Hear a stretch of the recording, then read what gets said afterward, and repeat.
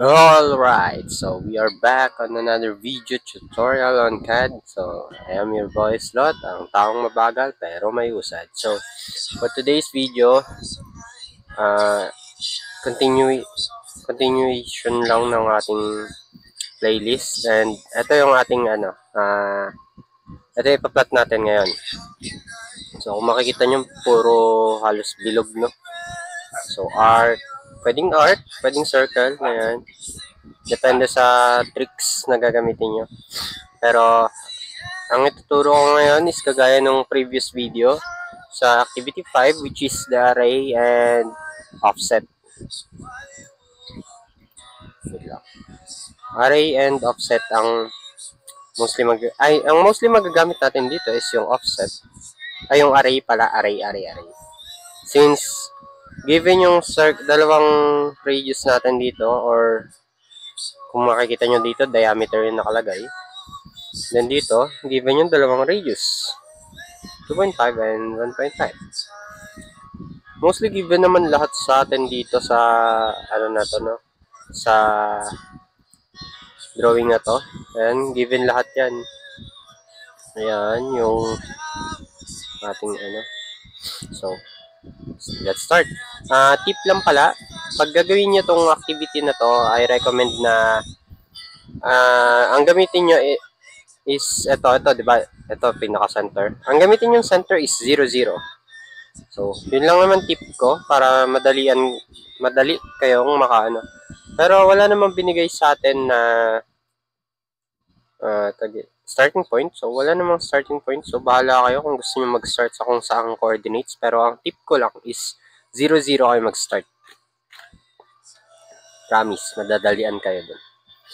Okay, so start tayo. So, starting from center, labas, no? So, eto, mayroon tayong circle dito.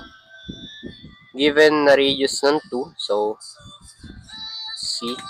So, center ko is 0, 0. Kaya nga sabi ko. Then, radius ko is 2 lang. Okay. Then, dito naman, meron 2 by 2.5, which is, I assume, isang square, isang rectangle, rather. No? So, ako kasi hindi ko gamay yung ating rectangle command. Wait lang. Let's try kung merong Okay, so hindi ko gamay yan kasi ito, ang rectangle kasi from one end to another. To one corner to another. And hindi natin maigigit na agad yung yung rectangle natin dyan, no? So, ito ang approach ko dyan. So, line. So, ang first point is 0, 0. Okay. So, on natin yung ating F8. So, on natin si F8, which is the orthographic. Then, gagawa lang ako ng rectangle. Gamit ang lines, no? So, nag-start ako sa center. So, kailangan kong putulin yung una kong line sa dalawa. Yun lang naman. Okay, so meron na tayong circle. Dito. Square. Na 2.5 by 2. Ngayon, ang gagawin natin dyan, next natin dyan is ito. Select natin to. Yung part na yan. Kahit yung part lang na yan. Then, type nyo yung array. So, array. Select nyo yung polar. Yan. Then, ang center ko, 0, 0. Or, pwede yung, wait lang. So, ayan kasi yung type ko yung center natin, no? Or, pwede rin naman ganito. So, select ulit natin, then array. Then, polar ulit. Then, ito. Ipadaan nyo lang yung cursor nyo dito sa inyong circle. Then, lalabas yung center nya. Then, snap nyo dun sa center. Oops. Basta ganun. Pagka, since yung sa akin is nasa 0, 0. So, 0, 0. Basta, pwede nyo ganun. I-select nyo, ay ipadaan nyo lang yung cursor nyo. Lalabas yung center ng circle. Tsaka nyo i-snap dun. Then, dahil tatlo lang naman yung square natin, so, upper left, merong item count or itong items na word. Then, papalitan nyo lang yan kung ilan yung kailangan nyo. So, in this case, 3 lang. Then, enter. Then, close array. Then, linis natin agad para hindi tayo maguluhan kasi magiging magulo yung mamaya. So, trim. So, kung makikita nyo, ayan, ayaw matrim, di ba? Sa mga makaka-encounter niyan, eto, na-trim ko kasi hindi naman siya kasama sa array. Ayan, so, yung mga kasama sa ing array natin, hindi siya matrim. So, ang technique dyan is explode. Kung hindi nyo pa napanood yung previous video, ang ginawa ko dyan is explode ko. So, select natin. So, kung makikita nyo kasi yung sign na yan, ayan o. Ayan o, meron siyang circle pa dyan. So, array, naka-array pa siya. Ibig sabihin, magkakasama pa yan. So, itong dalawang to is projection lang na sa taas. And hindi natin pwedeng i-cut yan. Ngayon, ang command dyan is X or explode. Then, enter. So, pag select natin yan, magkakahiwalay na sila. Then, pwede na tayo mag-trim.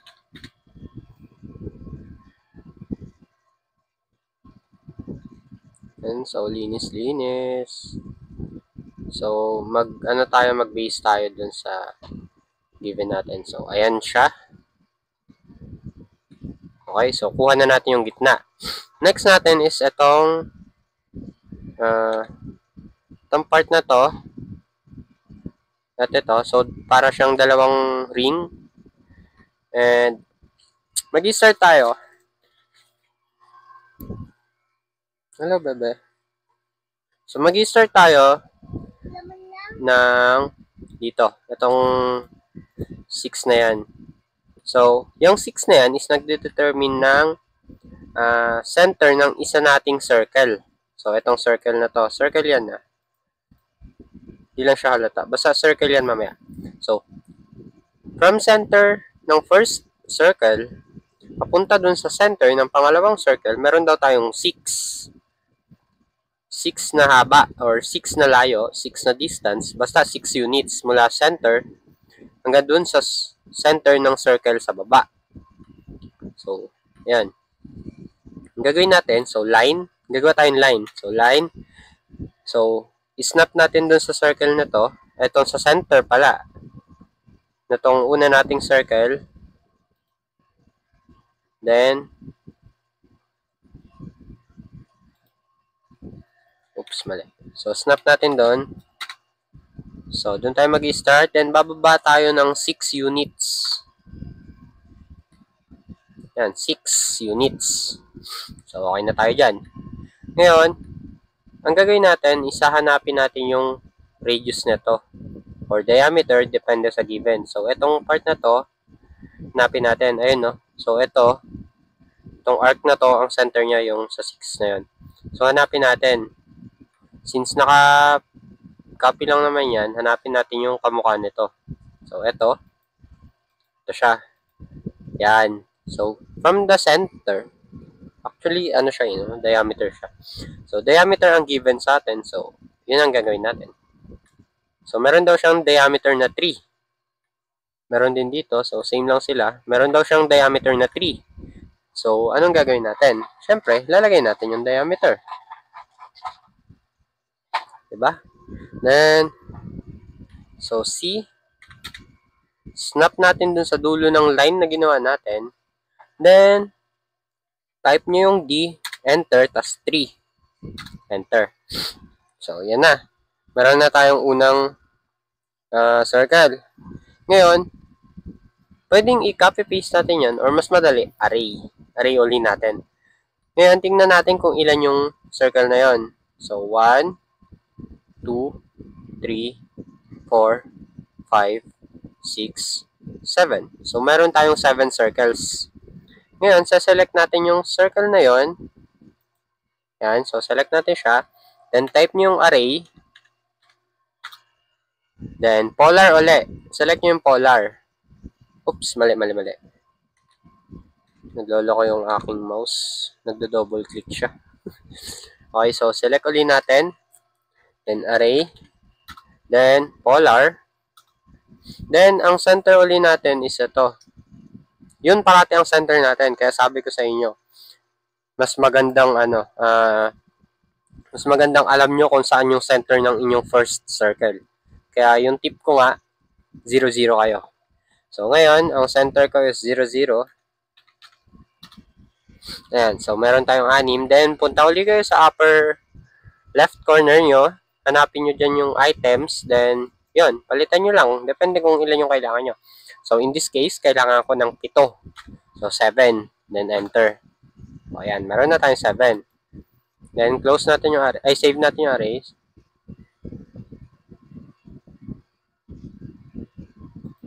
Wait. Hindi ka na. Ayan. So, nakasave na yung array natin. Escape. Then, next natin is, kung makikita nyo, meron tayong arc ulit. Isa to. Tapos meron pang arc dito. So, dalawang arc yan. So, paano ba yan? Ang given sa arc natin is yung radius. So, meron tayong radius na 2 dito sa inner na arc. Then, radius na 6 dito sa outer. No? Ngayon, hindi natin mahanap yung center na to. Tsaka yung center ng arc na isa, hindi natin mahanap yan. Ang pwede natin gawin is ang command na TTR or tangent radius. So, paano ba gawin yon? Una, magdodrawing tayo ng circle. So, C, enter, then, ang gagawin nyo, huwag kayong magta-type ng kahit na ano after ng C. Ay, mali pala. Mali yung term ko. So, before kayo mag-select ng center pala, no, huwag kayong magsa-select ng center. Ang ita-type nyo, after ng C, is TTR. So, tangent radius ang meaning yan. So, enter natin. Then, select nyo yung dalawang circle. Yan. So, after nyo ma-select, lalabas dyan, specify radius. So, mamili na lang kayo dun sa dalawa. Ang radius na uunahin ko is yung 2. Yung inner radius. So, itong radius na to, yan. Kita nyo ba yung cursor ko? So, yung radius na yan ang uunahin ko. So, 2. And, wala lumabas. So, ulit natin, C, TTR, enter, select natin, then 2, enter. Oops, mali. Dapat sa loob yan. Control Z. Mali.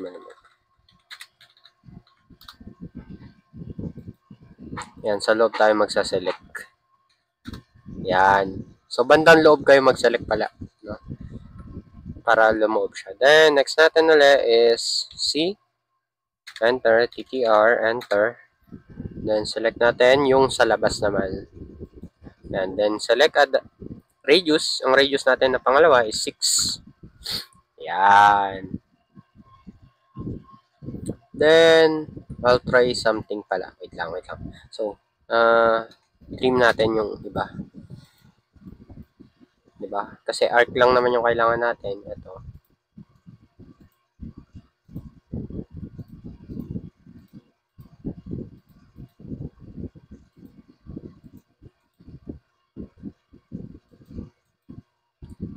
Yan. So, may arc na tayo, diba?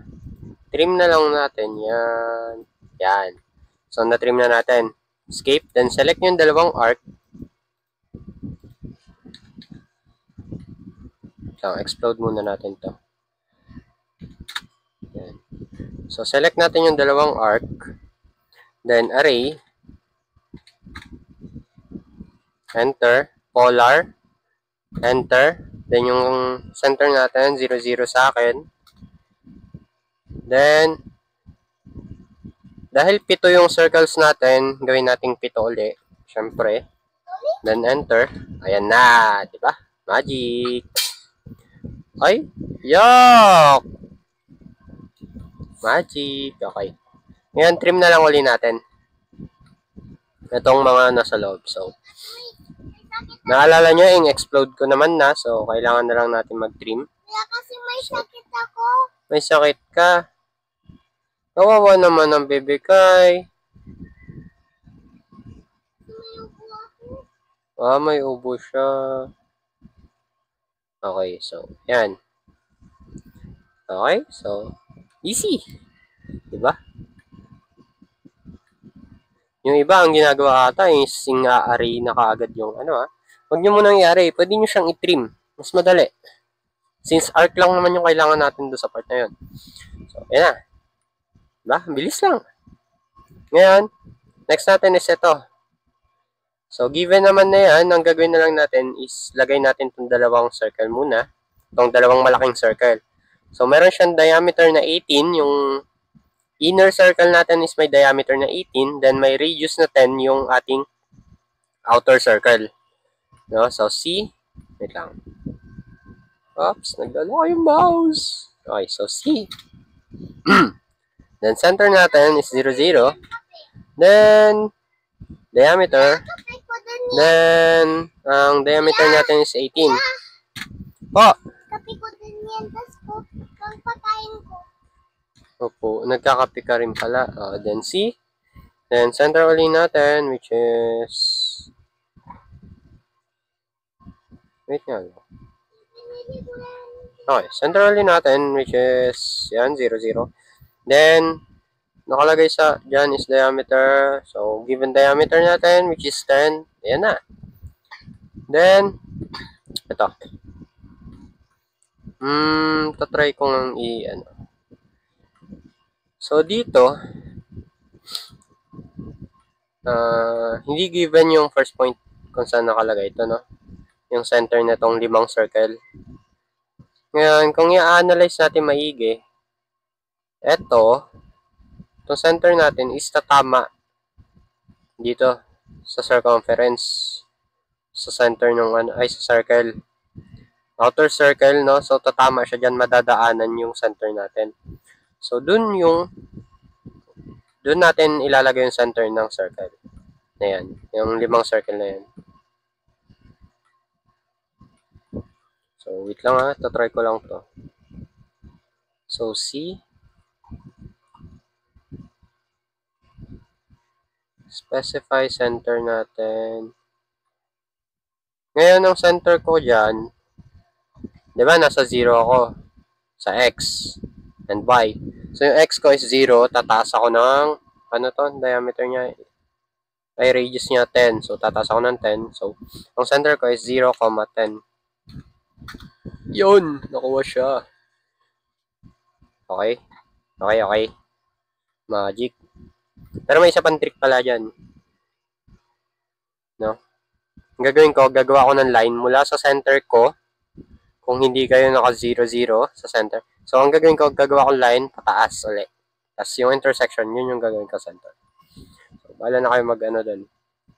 Ngayon, itong circle na to, meron siyang radius na 1.5. Given na yun. Then, center ulit. Ay, circle ulit. Ang ano ko, 0, 10. Then, yung pangalawang circle ko, ito, meron naman radius na 2.5. Yan. Okay na, okay na. Yan siya. Yan siya sa gilid. So, inner, outer. Tama lang ba tayo ng... Okay, tama lang. Landscape. Then, so, meron tayong 5 na even. Ngayon, gagawin ko, array ulit. Array ko. Yan. So, array, polar, specify center. Ang center na pipiliin natin is kung saan siya iikot. So, ang center, kung yung pinaka-center ko is 0, 0. No? Yan. Sabi sa inyo, kailangan nyo ng determined center. So, kailangan alam nyo yung pinaka-center ng inyong drawing pagdating dito sa ating activity number 6. So, balik tayo sa items. Ang items ko dyan is 5 lang. Ayan, 5 lang siya. So, papalitan ko to ng 5. And close array. Yan. Then, select ko ulit. Then, explode. Okay lang naman na ma-explode yung mga na-explode nyo na. Since wala namang effect yun. Then, linis. So, linis ulit tayo. TR, enter.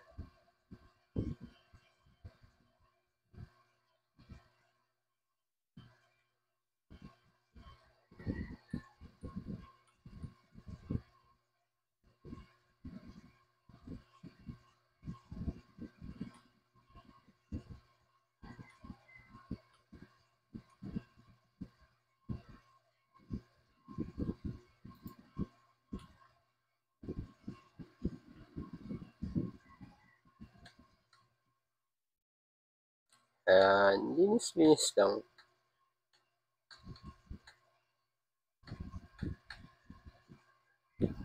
And, ayun na. Kuha na natin. Oh, wait. May nakalimutan ako.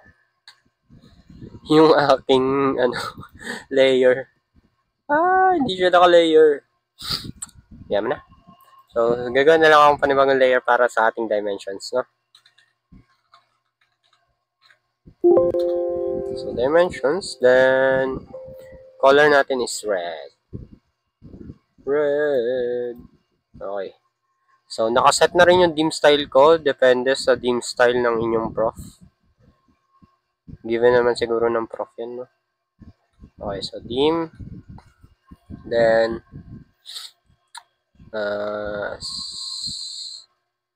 ano yan? Dim.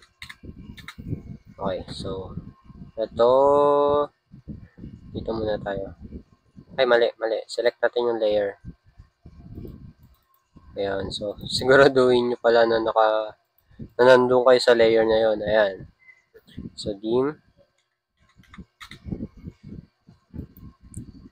Uy! Nagloloko ang aking mouse. Okay. Okay, so, ang nakalagay sa atin dyan is diameter. Para palitan ng diameter, type R, enter. Yun na.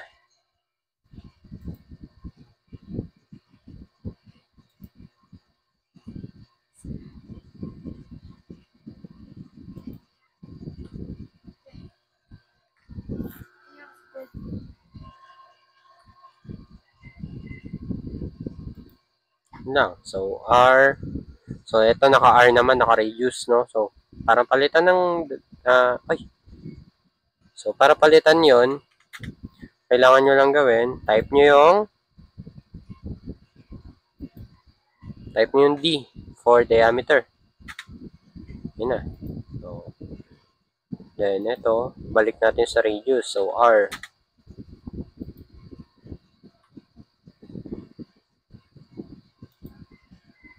Kaya nyo naman na siguro to. Madali na lang yung dimensions, no? Pa-follow nyo na lang yung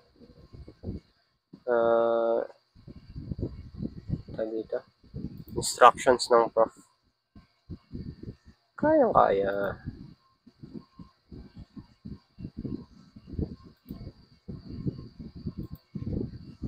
So, yung center line nyo, ay yung center mark pala. Huwag nyo nang problemahin yun. Ay, okay. Ito, tingnan nyo. Mali. Diameter pala to. Okay, so yung center line is kusa naman siyang lalabas. So, huwag nyo nang problemahin yun.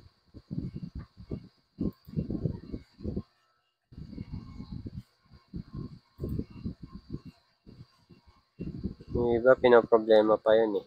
Ayan, kusa siyang lumalabas yan. Then, ito. So,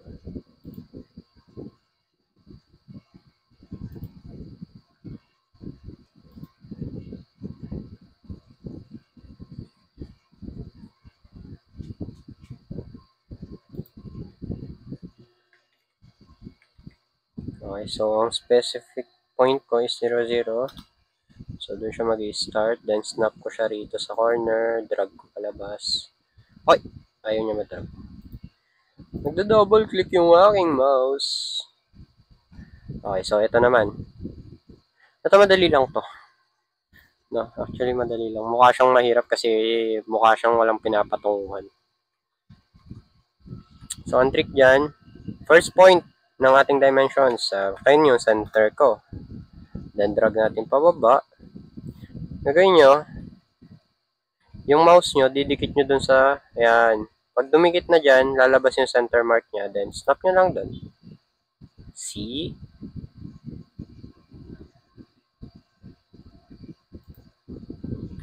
Yun na. Ito, so, ayusin natin to.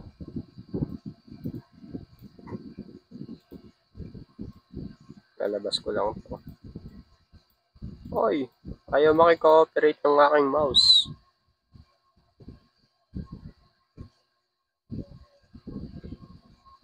Yan, so. That's it.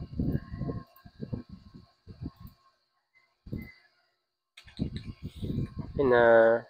Tandanan. Okay, so check natin. Correct ba? Correct ba? So, R18, That's it. Thank you for watching and see you on the next video. Bye!